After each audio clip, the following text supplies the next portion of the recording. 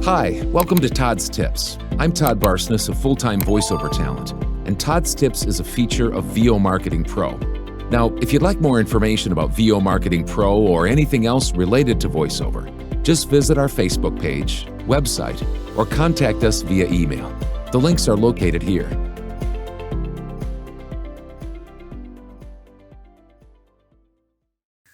Welcome into the studio, Hudson, Todd, over there. And we're full-time voiceover actors, artists, whatever you want to call us, small business owners. And we do these videos, we do our numbers, we let everybody know what we've made and stuff like that, how our weeks go with certain platforms, direct email marketing and stuff like that, just as a way to give you watchers, listeners, just a view of maybe more of like credence to our name. So like giving us credibility. Thank you. I couldn't think of that. Street cred.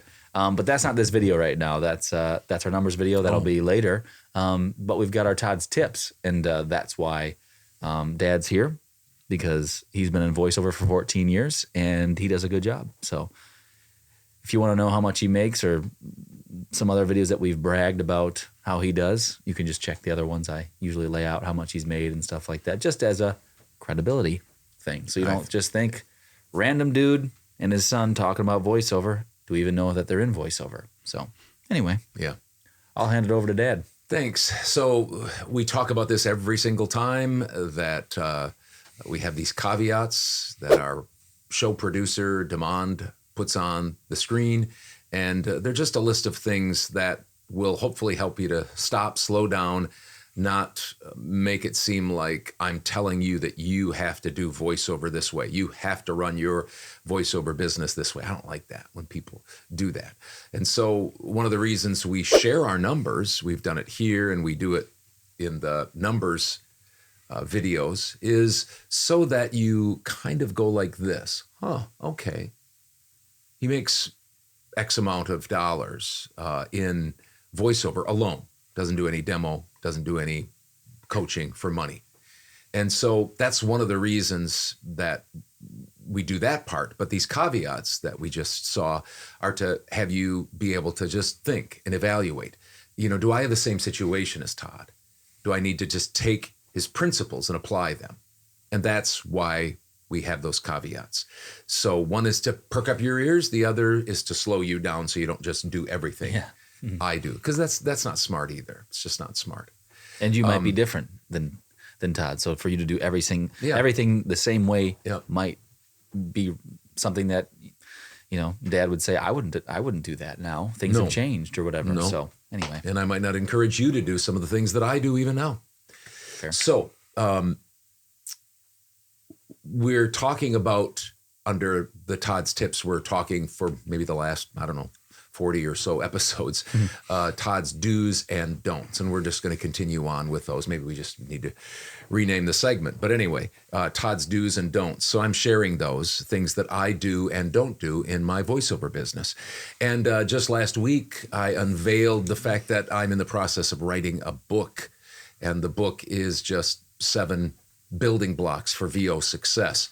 Demand has those here on the screen, so you can reference those as I walk through this latest do or don't, and it is a don't this time. 2 in a row. I don't ever, and I put that in quotation marks just simply because ever is a lot. It's always, but in general, very, very, very, very general. I don't ever talk about audio or audio gear. So I just say I don't ever talk about audio or audio gear. See, the VO world is plumb full of audio experts and audio gear experts. So there's no shortage of information or help that is available for those in need of good audio. That, by the way, is the first reason that I don't ever talk about audio. I am not an audio expert. Been in radio for 30 years, voiceover for 14 years. I don't consider myself an audio expert, nor do I spend any time thinking about it or researching audio equipment. But there's a second reason that I don't spend time thinking about audio and audio equipment. And that's more foundational. And it comes to these building blocks. You see where that building block of audio is? It is second on a list of foundational building blocks. And the top one is, of course, your craft or performance. So it's the second to last one, right, is what you're saying. Right. And again, this isn't chronological. And all these things need to be done at once, if you will, or thought of as a whole life of voiceover business. Nevertheless, logically, foundationally, I put it second to the last in importance of how much time I spend thinking about it. See, I could care a lot about audio and audio gear. I like microphones a lot. I like microphones. I like the gear that they have there. I might like to tweak a little bit, but I don't.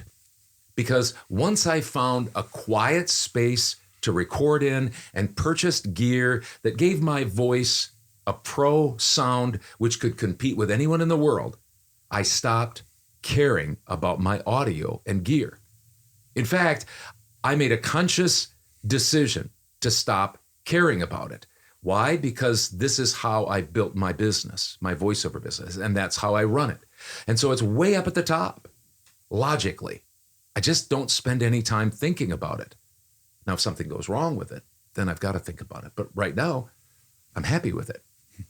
So what happens is that frees up my mind.